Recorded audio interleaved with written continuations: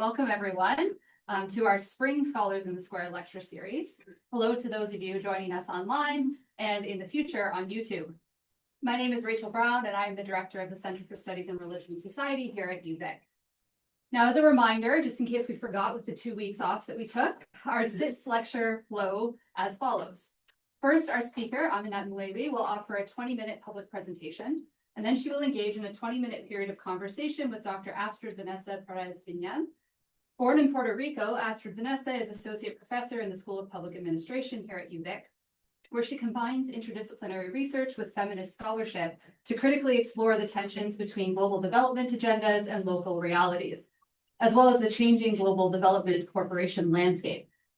Astrid Vanessa is also expert in the politics and policies of colonization and decolonization, food sovereignty, remind me to bug you about that later, and especially relevant for today, reproductive justice and sexual and reproductive health. Now, after Aminat and Astrid talk for 20 minutes, I'll chair a 20-minute open discussion period. Our speaker for today is Aminat Muibi, PhD student of business at UVic and was a graduate student fellow with us in CSRS last year. Her research examines stigma and how people and organizations navigate contested environments. She's especially interested in what happens when work, identities, or organizational activities become marked as questionable by important audiences. Her current projects include a study of how gambling intermediaries respond to stigma through everyday interactions, as well as an ethnography of how stigma is weaponized against new contributors to the romance publishing industry. Across these projects, Aminat examines how negative judgments take hold, often rooted in religious worldviews, and how they shape people's everyday work, and how those judgments can be challenged or redirected over time. Now, Aminat's work and her talk today address how stigma enters different landscapes, often through colonial histories and the presence of colonial entities in these locales. And our interlocutor for today, Astrid Vanessa, addresses similar issues in her own work as co-director of the Fireweed Project, an Indigenous-led SSHRC-funded research project which seeks to improve culturally safe reproductive health for Indigenous people in Canada. So in reflecting on colonization, negative social judgments, and the impacts on reproductive health, it becomes important to acknowledge the lands on which we meet today. And so I would like to take a moment to acknowledge and respect the Lekwungen, the Songhees, and Gustavson Esquimalt peoples on whose territory the university stands, and the Lekwungen and Wasanich peoples whose historical relationships with the land continue to this day. And so now please join me in welcoming Aminat. Good afternoon, everyone. Thank you so much for being here. This is a work in progress as we go through data and we continue to navigate interviews with my participants. This is the third paper of my dissertation, and for now we're calling it Contested Care, Stigma, Foreignness, and Reproductive Health in Nigeria.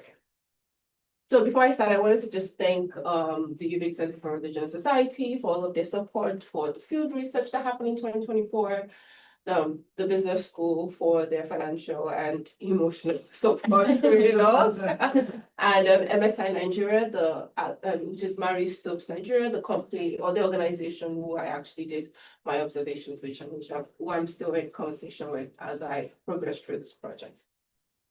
Yeah, let's get started. So I wanted to first give an overview of what reproductive health looks like in Nigeria, right? It's like many other places, it's shaped by the ideas of what it means to be moral, what it means to be part of a community, or either religious or cultural and sectarian. We know like the practices like contraception are interpreted through moral frameworks of either where you're from, what your affiliation is, religiously speaking, or even how your family, your close family members will perceive you based on, access to contraception. Nigeria is one of the most religious countries globally, with over 95% of its population identifying with a religion. Population is roughly split between the two Abrahamic faiths of Christianity and Islam, and they play a role in every aspect of everyday life. So this religious affiliation is associated with, as I said, differences in contraceptive use or contraceptive acceptance. And as we'll talk about in subsequent slides, we see that modern contraception prevalence remains low in Nigeria. As of 2025, it is roughly 17 to 19% amongst women aged 18 to 35. So these are kind of the this is the context that the organization I'm going to introduce you to is dealing with, and how to navigate that while providing a worthy service to the women who live in these areas. As I mentioned. So I wanted to give an overview of what MSI Stopes Nigeria is. MSI Stopes Nigeria is, you can think of it as a subsidiary of the original MSI Stopes, which is located in the United Kingdom. MSI Stopes started as an organization that believed in giving women a choice on what reproductive health looks like, specifically contraception, specifically family planning, when to have a child, how to have a child, who to have a child with. So MSI Stopes Nigeria came to be around 2009, 2010, and they navigated that space by coming in as saying that they were providing specifically just family planning methods. They were not hindering family planning or fertility, etc., but were providing support for people who wanted to serve child space. And in one of my findings, I will explore what that looks like in the context of stigma of the service they provide, which is reproductive health. As I mentioned, they offer a variety of services from contraception to pap smears, cervical exams for women in different communities across Nigeria. And as we discussed, they often work in this context where religious conversations or even conversations about what morality looks like as an individual, specifically as a woman, is continuously in flux. So they have to come into these communities or these situations and work with these people, not trying to change their beliefs, but rather to try to play into their beliefs to provide them the services that are to them. And as I alluded to earlier, they also carry the legacy of being part of a foreign organization. As many know, or if many don't, the UK is the former colonial master of Nigeria. So that affiliation to the UK, even though it's called MSI Nigeria, MSI Stopes Nigeria, it still carries this perception of being something that's used to control a former colony and control fertility rates specifically of a former colony. So that perception becomes, something that they have to contend with on the ground every day in these communities. I wanted to give you, I think visuals are so much better in this setting. So if you see, according to the legend on the right-hand side, they gave me an idea, that's a map of Nigeria of where their services are located, where they have something called outreach. Outreach teams will go to certain communities across the north and south of Nigeria, and places where they have what they call MSI ladies. MSI ladies are, as I would talk about in subsequent slides, are women who live in these areas, who are trained by MSI Stopes and continue to educate the community year over year. So I think what's really important about this is to show their growth since 2009 to present. I believe this was a 2022 graph, but also to show how much they are not present in a lot of upper northern Nigeria, how there's still services missing and etc. I'm giving you a brief overview, and what I really wanted us to focus on now is the research question that started this all. I went into the field wanting to understand how an international organization handled what I call dual liabilities. The first being the liability of stigma of offering a service called such as reproductive health in Nigeria in a morally contexted environment, and the stigma of being foreign, the stigma of being from the UK or the former colonial master, and how those dual liabilities come together and changes how they approach communities every day, how they approach the work they do, approach the people they serve, and approach the state actors that are needed to provide their services. And that's how this question started. At the end of the talk, I would allude to a sharper research question that's informing our subsequent interviews. So I want to briefly go over my data collection. As I mentioned earlier, this is a case study of MSI Stopes Nigeria, MSI Nigeria. Field observations took place in 2024 from September to December. I was really opportune. I was allowed to follow what they call their outreach teams, throughout certain local government areas in Southwest Nigeria. And I saw how they navigated being with what they call their clients. They call people they help in communities their clients. Being with their clients, advising, counseling their clients, etc. I was given full access. The only thing I wasn't allowed to do, because they were offering clinical services, is I wasn't allowed to talk directly with clients, because obviously for obvious reasons, because they were just worried about the clients being perceived. They were afraid of how the clients would perceive themselves, that people were asking more intrusive questions at such a vulnerable time. So they just introduced me as part of the team, and they said I was just here to observe, and I stayed in the corner and I just watched how they handled those interactions. I also got the opportunity to observe 2 of their internal meetings. They have what they call annual general meetings for different regions in the country, and they invited me to 2 of those, and it was very helpful to see how they even discussed what they were doing with their staff and gave a overview of the year of what they believe they could do better, who they were partnering with, etc. I had interviews during my observations with the staff on ground. I also had interviews in the internal meetings. They were very helpful in that sense of giving me the opportunity to talk to them as they were providing the services they need to provide. And we also had analysis of public messaging. This is ongoing in the sense that, not to get too technical, we are exploring their social media data specifically, or across all platforms, to examine how they present themselves to different audiences. And we will do an analysis of different platforms to see if it's roughly the same or if the strategies are being employed there. And that will inform, as I mentioned, future interviews. And one thing that I do not have here, and I apologize for that, is I have access to internal documents that they have shared with me. I've been a bit reticent to sharing that, but they have shared some and they have promised to keep sharing more. I roughly have access to about 7 quarterly newsletters. These are newsletters that they provide for their internal teams. They have shared that with me and have assured me they would share other things like meeting notes that their board of directors have, annual meeting notes from them. So I provide this overview to kind of give you an idea of what being in the field was like, and how technically I'm still in the field, because I'm still talking with my contact in the organization, trying to understand things they've done in 2025, since so much has changed in reproductive health in just 1 year that I've been out of the physical field. So I wanted to talk about 3 important findings that I think are so relevant to this talk and relevant to the work that they do. The first is, what is family planning as a morally sensitive practice? One of the first things I noticed was they very rarely on the ground said reproductive health. Very rarely. They used words like child spacing, or even sometimes family planning.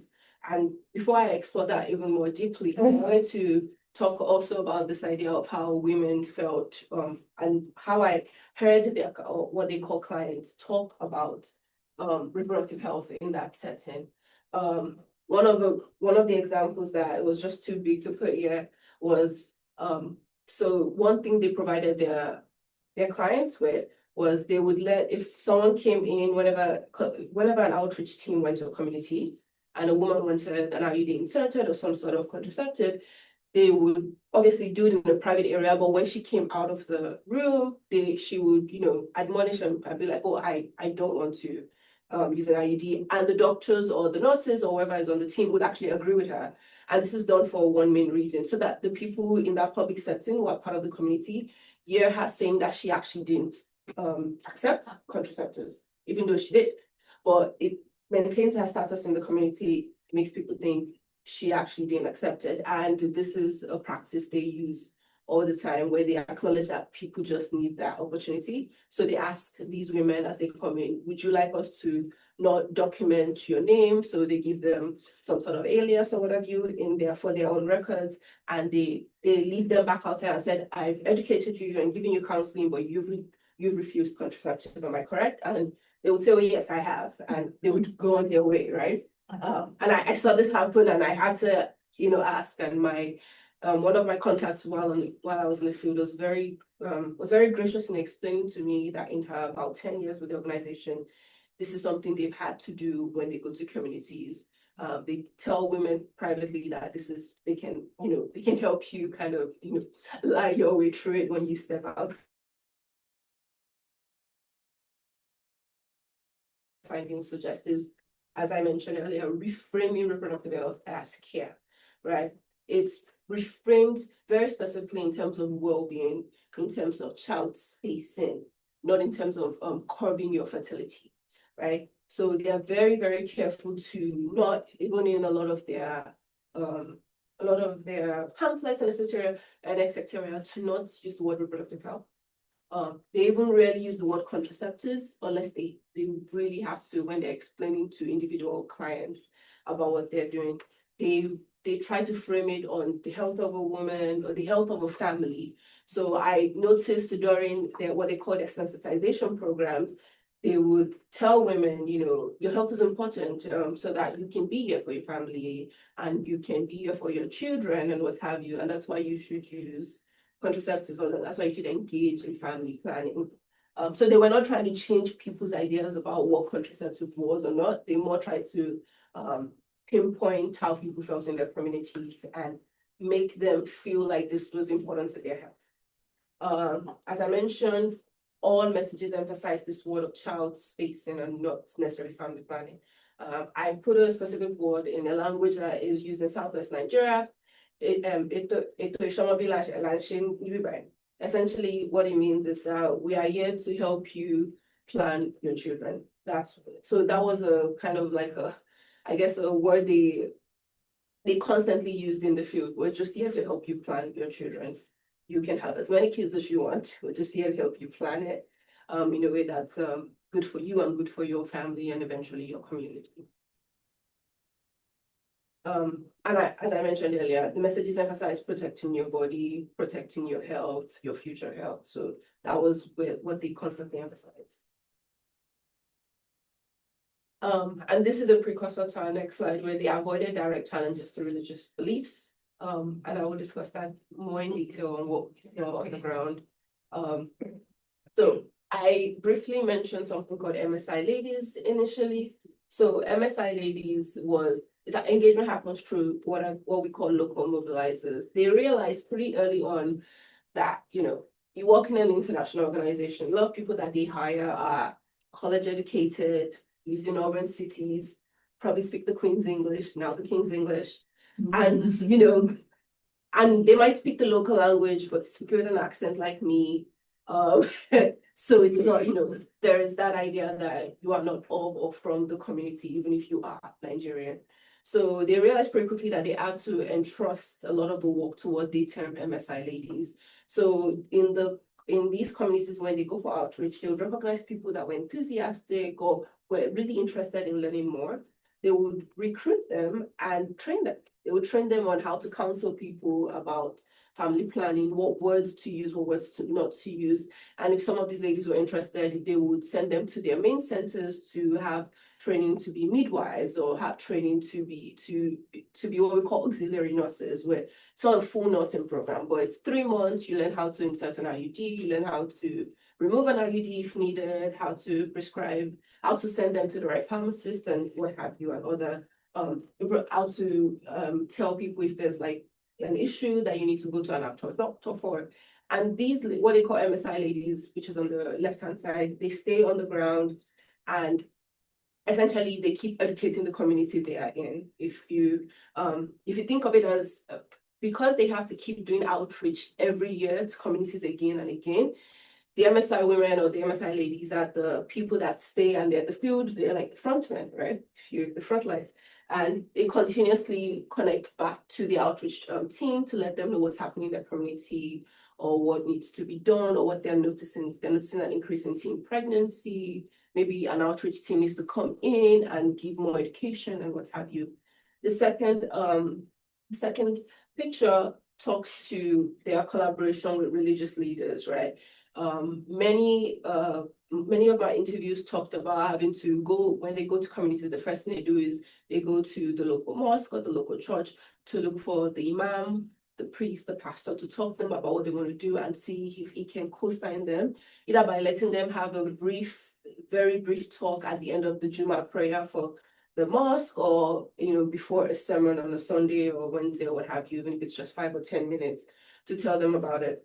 They have had some pushback from certain religious leaders who did not agree to that, but in most settings, they're able to come in to these places and get the buy-in of the religious leaders. And the way they do that is by really emphasizing, as I mentioned, right, this idea of child spacing, and also really emphasizing that they do not condone any form of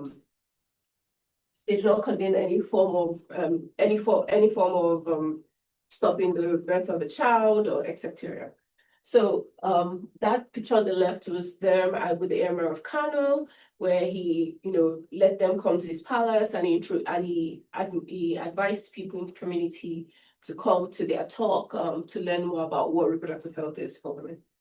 And the picture this is a quote from one of the organizational members, and where he talks about how many men believe family planning was foreign and against their faith, and now we see people like the Emir of Rana, has been instrumental in changing or in championing this transformation of pushing back against these ideas of what contraceptive use can be for communities. The final finding I want to explore is this idea of framing to the government friend or foe. I call it this because MSI Nigeria it's one of the biggest organizations in Nigeria offering reproductive health services. There's obviously a million more NGOs doing this, but this is one of the biggest. This is like I don't want to use the word first to market because that's such a management term, but they were first to market in the setting. And because of that, they have created the resources, they've created certain physical sets on the ground to be able to provide or send or do what is called send resources to the for the last mile, which is what Amazon has created. And because of this, because the government doesn't have the access or doesn't have the ability to send resources to communities that are really inland, the government continuously has to rely on them. So, for example, let's say the United Nations Population Fund or whatever sends like a container of some medical supplies to the Nigerian government for distribution across Nigeria. Unfortunately, the Nigerian government doesn't have the resources to give that to half of the country. They don't have the governmental resources, they don't have the manpower. So they reach out to people like MSI Nigeria and they beg them literally to do their job for them. And it's a mutually beneficial agreement in that sense, where they are able to provide that, and then they're able to say, in conjunction with the Nigerian government, we do this, even though they are just providing that for free. And because of that, the government has come to rely on them really deeply. One of my sources was telling me last year they were considering leaving a state, Kwara State, because they were having issues with animosity and from different communities there. And the health minister actually implored them on video. She called a press conference and implored MSI Nigeria to not leave that state, because if they left, the amount, and she specifically said, the amount of maternal deaths you would have would rise in the state. You just do not have the capacity for it. So why I frame it as friend or foe in this setting is important, because MSI has also been restricted access by certain state actors at the same time. Couple of years ago, I think about 3 years ago, one of their major clinics in an urban area was shut down by a police raid, sting operations, which accused them of engaging in illegal practices. This led to a shutdown of other centers. It was like falling, things were just, yeah, you understand what I mean? I forget the word of politics. But essentially, so certain state actors are against them, either with the help of other maybe faith activists or NGOs and what have you. So there's kind of this dual framing of, at certain levels of government, they help the government gives them, their thanks, the government helps them if they need to get to a community, and then certain state actors, either it's local government or state government, would close their centers abruptly in their states without any kind of forethought or what have you. So it's a constant push and pull. It's constant push and pull, and this is what I seek to explore in my to advance the future of this project. So my further analysis here is, they appear to be taking a lead role in engagement, right? Due to resource and capacity advantages that I have mentioned. Yet, right, the state remains both an enabler and constraint. And my suspicion here, based on the analysis of even the way the social media data is that the state doesn't have a choice but to enable them because they need them, but they also constrain them just because of what they provide. So it's kind of like a damned if you do, damned if you don't situation. So this raises the question, a broader question for me, of the limits of destigmatization. While MSI they won't claim that they're engaging in stigma management, from the literature and from my observations of what they're doing, the act of not using the word itself and saying child spacing and saying family, not using family planning, being very clear about health, that's a form of the stigma management and in some cases destigmatization.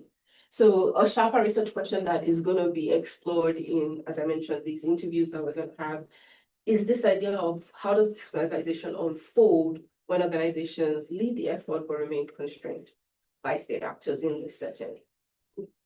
And specifically, how do organizations enable participation in stigmatized practices without fully transforming stigma? Because we would expect, our literature expects that to enable that participation, we have to engage in some form of stigma removal. And instead, they are not trying to engage in that stigma removal. They're just accepting that stigma is what it is. So they are going to work within that constraint. So what does that look like? Is it that stigma stays with that stigma and destigmatization kind of just hold themselves in that setting? And that is the end of my presentation. I look forward to that. Right, now we have, 15 minutes or so of conversation. Nice, well, thank you. Thank you for the presentation. And yeah, it's so good. It was so interesting, and it's been a pleasure to get to know about your work. It's yeah, thank you very much. It's a pleasure to be here. Yeah, I thought maybe I always like to start by asking people, why do you choose to do this? I know there's a lot of interesting aspects of this work that we want to tease out, but I just immediately want to know, why do you choose to take on this work, these particular questions? In the context of the business school, what motivated you to do this? Can you tell us a little bit before we go into anything else? Absolutely. So this work came about out of personal interest and also just out of watching people I know within Nigeria look for reproductive health. I come from quite a smaller town where people don't have access to certain types of things, and I got to know MSI Nigeria through the outreach they actually did in my hometown, as we would say, and through friends. And I started to, as I was looking for the third paper for the dissertation, as the proposal deadline was looming, I thought I might as well, connect a personal project with a professional project, and that kind of birthed that. I didn't discuss it as much here, but MSI Nigeria also faces the issue of being perceived as simply an abortion provider in the UK, but that's not what they do here in Nigeria. So it was also what I was fascinated by, their work in Nigeria. Fantastic. Thank you. It's always important to know what people's motivations are, right? To come into these things, because we always have a personal story. We always have an interest that drives. So that's brilliant.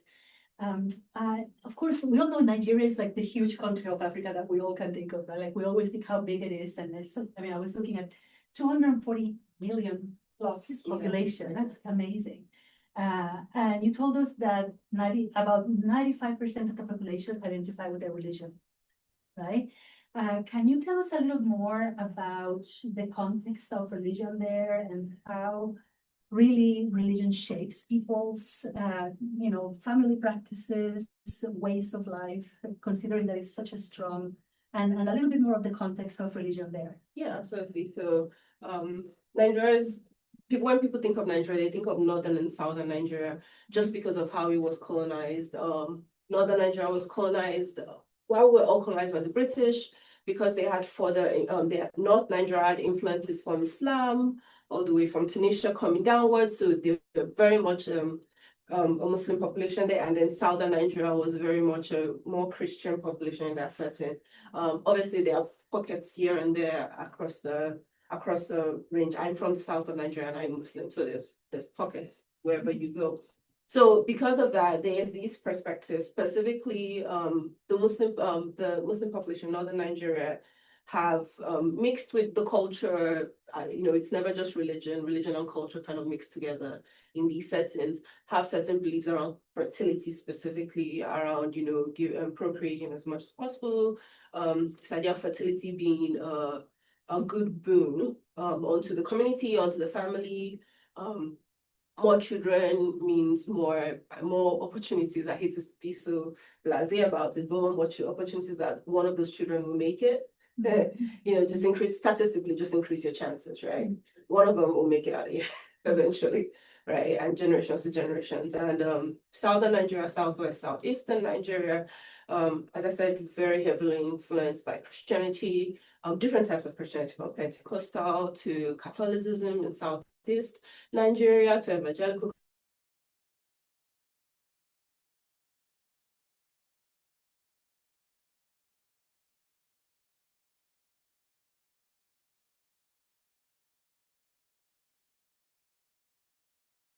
to yourself. So you mix that on, you put that culture of fertility on top of religion, and you have, fears around limiting fertility as you limiting yourself in life. So that is kind of what these organizations have to contend with. It's not just the religion, it's that the religion has mixed with cultures, right? And it's created something new. So it's not just addressing, oh, this religion says this, it's like this religion says this, and this culture says this. And they've created their own new mini religion, right? Out of it, right? That's why we always say, like, Islam in Saudi is not the same as Islam in Senegal. It's always different, right? Thank you. That's important context. Are there any other and I'm now just thinking about the context of the work that we do with the Faraway Project here, and how religion comes to be such an important factor in how people experience stigma, right? Depending on what it is that they're going to do with their reproductive health. Are there any other practices, traditions that people respect and are part of the forefront of this, and are maybe more kept in the background, and that are relevant to your work here in looking at stigma? So if I think you're talking about more African traditional religions, how they perceive these ideas of reproductive health, and this is where culture comes into play.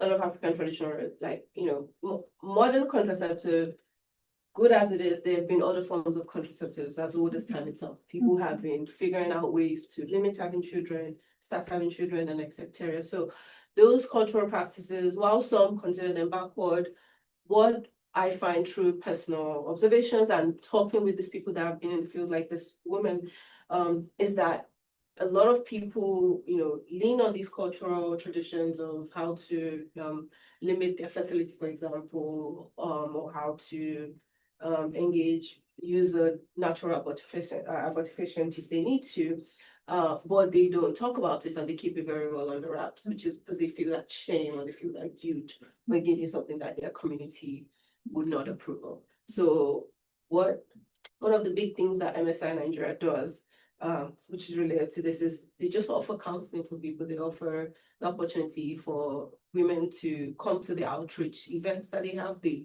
stay in a community for 3 to 4 days, and they just talk you through it. That's why they train them also in counseling of, to letting go of that guilt and letting go of that shame, just because there's no one for you to talk about that in your community without facing repercussions, without facing that stigma, the scarlet letter. So that's where we can see African traditional religions come into play, where people now consider that backward, but they resort to it when push comes to shove, but they don't have a choice, right? Yeah, very interesting. Yeah, because in our case here, I'm sorry, I'm just kind of bringing this in conversation because it's really interesting to see for me working with the context here in our project with indigenous peoples, how sometimes people speak about their experiences of stigma coming from community, because some of the members of community may say, okay, well, those practices are not traditional. And in fact, what they are equating with traditional is actually religiously focused, right? Versus others who are like, no, that is Christianity, that is religion. Actually, traditional is something else, right? So it's interesting to kind of tease out some of the context where, some people can feel that they are more able to talk about these things, whereas in other ones can't. I'm actually quite interested in that tension that Mary Stopes Nigeria finds itself in terms of that tension you're talking about, right? On one hand, the government needs them, on the other hand, you have the police, right? I thought it was an interesting example.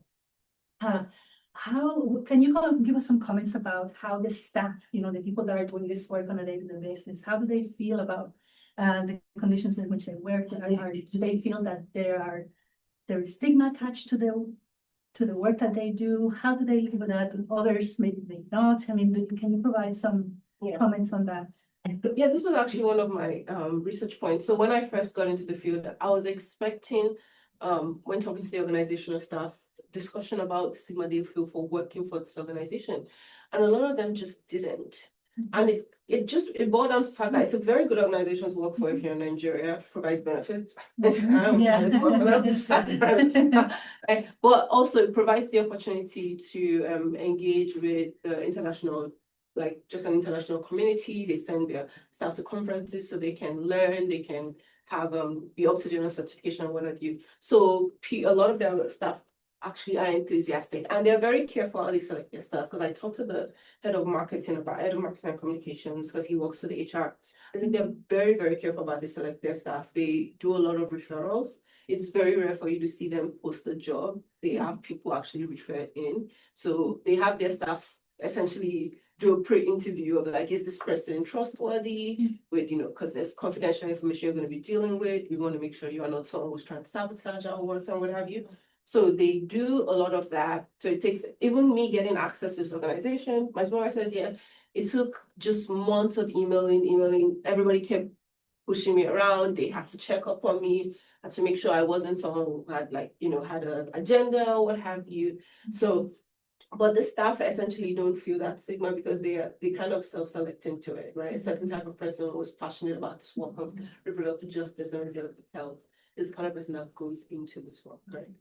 So thank you. That's interesting, and also just the way that so I'm interested in the work that the ladies do.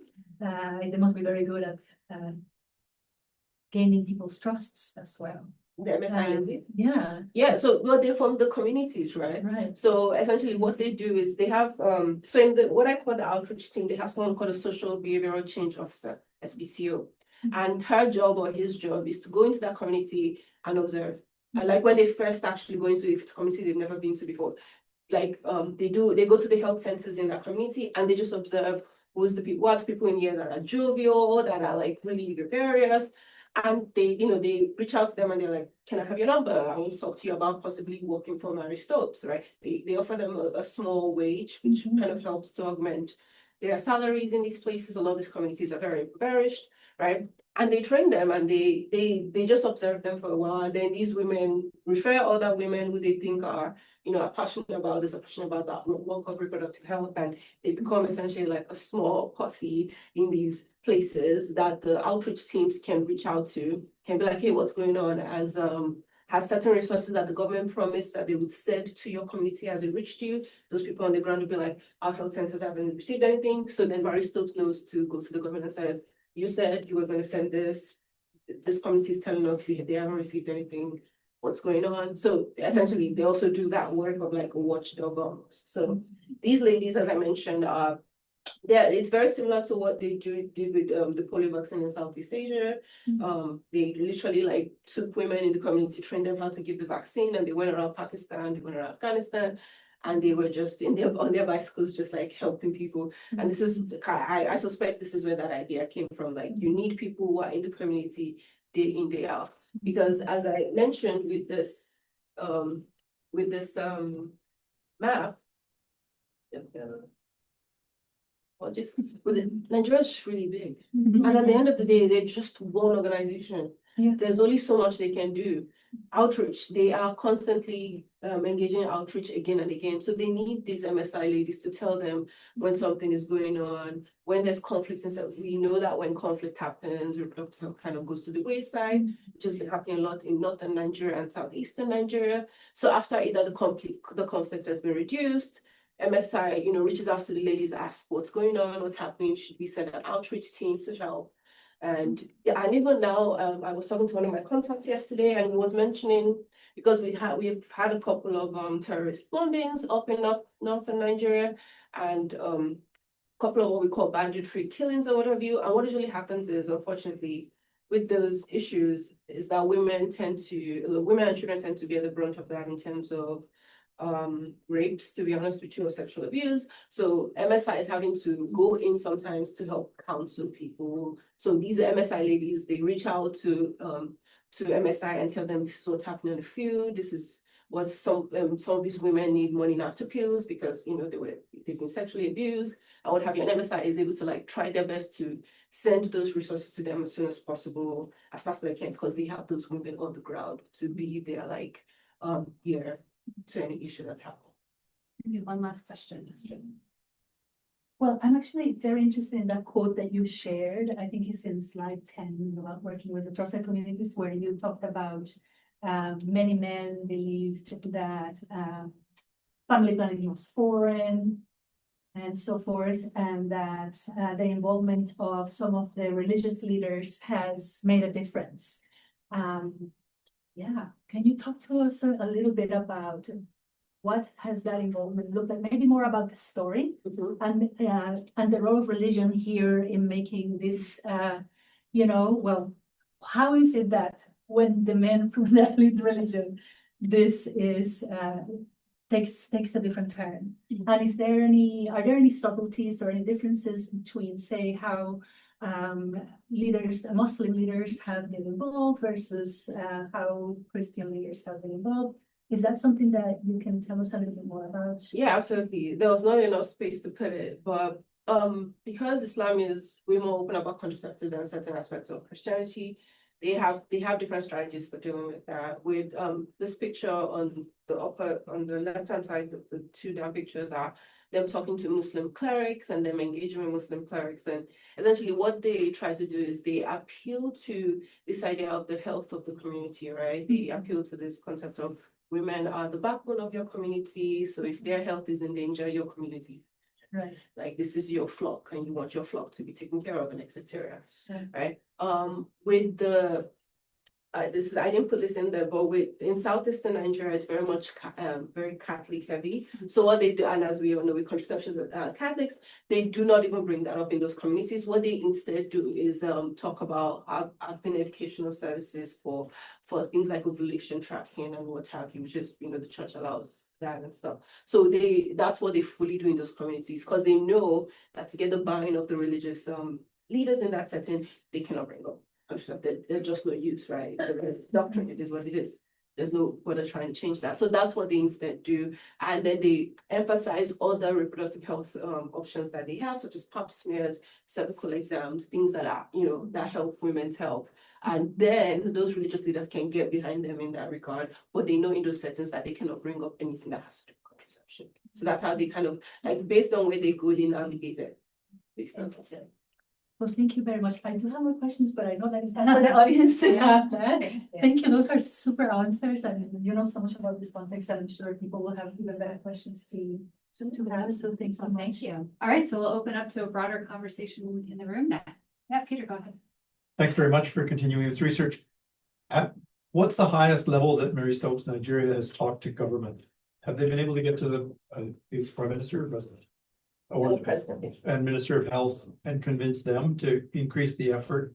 They've always had the buy-in of the federal government, just because the federal government has certain they have quotas that they have to meet, right? They get money from UN, they get money from WHO, what have you. WHO has imposed certain requirements of you need about this percentage of your of women to have access to either reproductive health or what have you. So as I mentioned, the federal government doesn't have the capacity to provide, when WHO provides us with, a certain number of supplies that are related to women's health.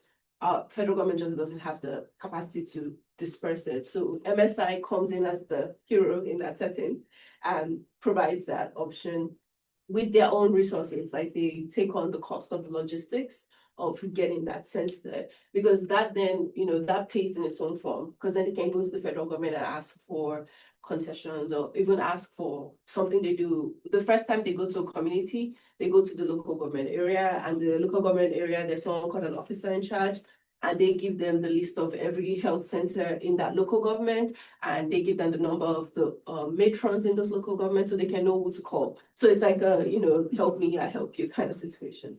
Thank you. Yes, yeah, say here. So maybe kind of speaking a little bit to what motivates MSI to do this in the first place, like, is it profit? Is it altruism, being a savior? Is it political ideology? That's being pushed, and maybe just kind of locating that kind of more broadly, like what's the problem, right? Like traditional methods of working, are they not working? Maybe speak a little bit to that, and also maybe to this idea of healthcare in post-colonial Africa being a very contested space, right? But this idea that Marie Stopes and others like the Gates Foundation, for instance, being this kind of neo-colonial project, it's not necessarily misplaced, right? There's a lot of mistrust from communities that, through healthcare, a lot of things are being politicized, that, societies are being kind of influenced. So maybe just kind of thinking through what motivates MSI to work in this space and what are they up against. Yeah, absolutely. So MSI is officially an NGO. All of their services are very subsidized compared to if you went to a private clinic in Nigeria specifically. I know that from my research of MSI as a whole, because they're in different countries. They're in South Africa, as you should know, they're in Uganda, they're all over the place, Southeast Asia, what have you. The goal really officially, they say the goal is about reproductive health. It's about, this concept of if we help more women with reproductive health, hopefully we can get kind of like buy-in of, you knowing about your body, you knowing what is happening, you knowing the choices you have to make regarding your reproduction, whichever choice you want to make. I know that they are connected with the strategy goals of the main MSI, which is in the UK, but they also kind of operate as a standalone in some settings. In regards to what I think their actual motivations are, I think we can speak about that offline on Friday. But officially, they do kind of want to have that line of increasing reproductive health amongst Nigerian women. Yeah, thanks so much for your presentation. I was really intrigued by, I think it was the question you asked about tension between different religious groups and culture or tradition, right? I wanted to sort of ask you if and how colonial histories play into them. So, for example, if you find certain Christian denominations like Anglicans, right, who might have more fealty to the UK, or thinking about the influence of US popular culture, for example, right? Like, do any of those things play a role and create tensions that you've observed? So the one thing I did notice is they were very quick to emphasize that they were MSI Nigeria, they were a standalone organization, even though they're still connected to their parent organization in the UK. And a lot of the mistrust of what I perceived before going in was this idea of, again, kind of a colonial authority, a former colonial authority controlling fertility within that setting, right? That was the perception that and going in, and maybe that has been in the past, but people are slowly moving from that, just a mistrust of anything that's just international. So it's not specifically to the colonial master, but it's just a mistrust of outsiders. In this concept, international is outsider. Well, Sorry, there'll be somebody else first. This will be maybe a weird question for a non-African man to ask an African woman giving a talk about African reproductive health. But go. So, and you can not answer this question if you want. Just say warning in advance. Sure. I miss a little bit in the story you're telling, the actual women. I can appreciate the interest of the state and religious figures in in managing women through their reproductive health. But the portrait of the women involved here, it's almost like you're talking about cattle. So there's a kind of a mechanical orientation toward the subjects. The subjectivity you're concerned with is actually mechanical reproductive subjectivity of those people. And so the business of an IUD is about, does this one want to be acknowledged as having put this thing in her body to have some control over her, how many babies she has. So that's one reason one might be worried about what the IUD symbolizes in her broader economic or her broader political and religious cohort. But she also is a pleasure-seeking subject. So I just wonder if when you're talking to all these women in your interviews, and at Mary Stopes, if the pleasure of sexual activity is actually even on the agenda or in the conversation. Because really the way you framed it as the dominant concern is like managing these women's output. These are like modes of production, what they produce as babies for the state or for Islam or Christianity, or whatever.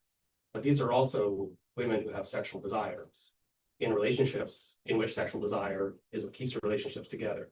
And that's totally absent from your analysis. And I'm wondering, surely it came up. Like when you're talking to them, are they only concerned about how people think about them, using or not using reproductive management techniques? Or is this also part of a broader embodied sexually pleasure-seeking life that they might have within their family context? So you cannot answer that if you want. I am excited about that. And the reason I'm excited is because Nigeria is in terms of social terms quite repressive when it comes to discussing sex. So people and women, and in that kind of setting, women have been raised to not think of sex as pleasure in a lot of settings, but think of sex as procreation or sex as duty. So inviting a woman to discuss sex as pleasure and acknowledging her pleasure in that setting is you inviting her to discuss her shame.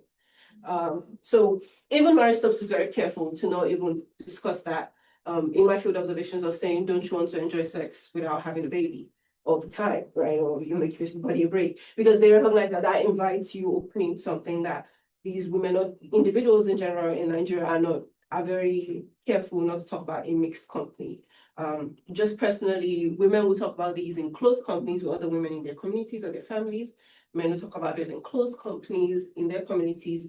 But this idea of talking about it with, even if it's someone that's in your community, but it's just outside your circle, is still something that has a lot of shame attached to it. So even when you ask people about this, people don't want to acknowledge it. And this is not to say that they are not sexual beings or seeking pleasure in that sense, but it's another thing to ask them to actually acknowledge that as part of reproductive choice.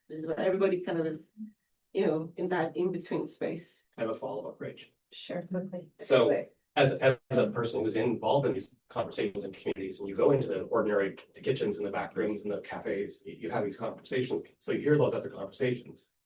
Is there space in the dissertation to acknowledge that this is a kind of a shame-oriented culture around women's sexual pleasure, but you happen to have this kind of personal experience of being in tons of these conversations where women are talking among themselves about maximizing pleasure, because of course, also if you're constantly pregnant, that's going to have an impact on your pleasure, so I hear. And so that would be presumably a variable, right? And how to foster good relations with one's partner, how to have a good life. So if you have, as it were, data on that from your own personal experience, is there a place for you to insert that into this dissertation so that it doesn't feel like you could be talking about cattle? There is a place. That's what it feels like. That's what it feels like, right? Yeah. There is a place, and actually one of my dissertations would love that. Her name is Sarah, and she's a context scholar. She loves stuff like that. Oh my God. And this positivist over here. It's positive. But I was just reacting to your question going, dear God, no. well, no, there is space. And initially, I initially wanted to look at this from this leads to the bigger conversation about what this project is about. I wanted to look at this from the lens of the people accepting this idea of reproductive health. And then I realized I'm in the business school, number one. And number two, We could do with it. and then number two, more importantly, is like, do I want to carry this conversation with these women? Because it would affect me much more deeply to talk to these women about their reproductive health than to talk to an organization which has made it very clinical compared to when you talk to these, just even the conversations I had with these women, when I was in health, primary health centers where they discussed stuff like a woman was complaining about she was so tired, she was pregnant. She gave birth December 2023. She was already like almost ready to give birth November 2024. And she was just exhausted right now. And she was just like, she doesn't know what she's gonna do. She can't refuse sex with her husband. And she does, and she's like, maybe I will get on an ID, but I can't tell anybody. And just even having to acknowledge that, like, I would just like lie about it. And this is just a casual conversation. She came in for antenatal and I'm just talking to her. I'm part of this team. And that, that left me deeply burdened that she couldn't even make that decision because of that shame. Even though because she knew that she would get that, she would get that kind of feedback within her community. So that was one of the reasons why I stayed away from it, because I knew that if I had to talk to these women about this, not only I don't know how I would recover from that, because I'm from these women, I'm from generations of these women. I was taught shame about that. I was steeped in this. So, I am them and they are me. In that regard, no matter how much I leave that setting and I come to the Western world and I get a PhD from Western, I'm still that girl. So I do not know how I would handle that because I still feel that shame. So how do I, have that conversation with them? Thank you. Yeah, this question is a little bit different from what we were saying.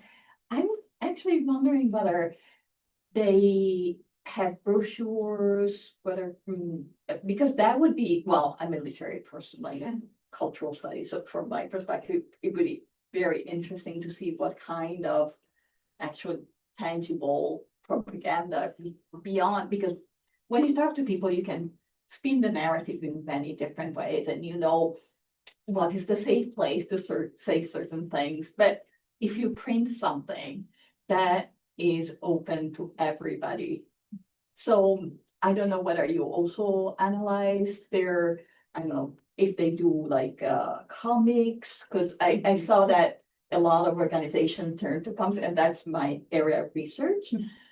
So I was kind of interested in. Yeah, they do. They actually, I forgot to bring, because I was already on my way, so I couldn't go back. They did. I will bring them in Friday coffee talk. They have comics. They have brochures, as you mentioned, which is propaganda. Let's be honest, right? And they always share them with the MSI ladies, and they leave them there, and they continuously produce this across the country. That's like a big part of it. And social media. So there's 2016, they decided to take social media really seriously. It's part of one of their internal documents. So they started pushing what kind of narrative they wanted on each platform. It's one of the reasons why we decided to do another public messaging as part of it.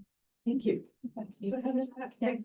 I was just wondering whether you could clarify shame as in like being private and being modest versus shame as in doing something morally wrong or frowned upon on the one hand. And then secondly, maybe if you could clarify what range of reproductive health services are you looking at? Is it only family planning, or is it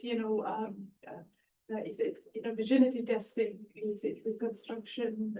Is it fertility, etc.? I think that would be helpful. And maybe also in part of that context, kind of looking at the role of polygamous relationships and marriages and what an important role that plays in family planning and in sexual health. Yeah, so just quickly, the shame is really just more about this idea of immorality tied to women specifically in Nigerian culture and these two Abrahamic faiths that govern a lot of what Nigeria is. So that shame of what it means to enjoy sex, or what it means to seek pleasure, and what it means to not be holding to whatever fertility requirements that your community thinks should attain. Like a very popular saying in Nigeria is that a woman with one child is like a woman with no child. It's a very, so this idea of more is better and what have you. So that all of that wrapped around together, given to you lovingly by your mother and your grandmother, their trauma transferring to you. You have no choice in a lot of settings, right? But you have a lot of these embedded in your subconscious, and it becomes scripts that you recite for yourself. And your second question as to, I believe, the polygamous nature of a lot of relationships. The range of reproductive health services. The range of reproductive simply it's contraceptives, it's pap smears, HPV vaccines, cervical, checking for cervical cancer, those kind of, it's like very much on the ground things that we can do. Stuff like reconstruction is very rarely done. If it has to be done, it has to be referred back to a main clinic because you need a sterile setting or what have you. But think of these communities as places that they do not even, their health center doesn't even have access to just contraception. contraceptive pills, or even have access to basic things like teaching them about ovulation photos. So MSI is coming in and starting from just the basics, or even teaching people about like what is like why should you use protection, what does STIs look like, what is like they're starting from the most basics in a lot of these communities that they go into. And in regards to polygamous relationships, so Nigeria is very much people engage in that of all faiths, even though Christianity is quote unquote against it. Nigerian, we have what we call matrimonial courts, which allow for you to have more than one wife if you wish. You can have multiple wives in that setting. So people also are fighting that kind of, if you're in that setting, fertility then becomes important because that's your that's kind of your token, that's your that's how you stay in the house. I come from a polygamous family, so that's kind of your like proof that I deserve to be here, because without children you can easily be removed. We have a joke in my family that my grandfather married 3.5 wives, and the reason they say that is because she didn't have a child. So they're like, oh, you're not a real, that kind of setting, right? So they're like, they literally say, it's 3.5. So women are also dealing with that concept, right? That push and pull, right? It's status. It's status, simply put. You have more kids, you're ranked higher in your family setting. And you get more money. Yeah, you do get more money. All right, well, thank you, Aminat, for such a great. Now, just draw your attention in one moment, almost, to our lecture for next week. Can we, open it for that, Scott? Because we will continue on with our spring series. So next week, please join us for the idea of a library, religious origins, uncertain futures, with Matt Hogelak from our Foley Institute here at UVic. So it should be a great talk, and we will see you next week for that. Thanks again.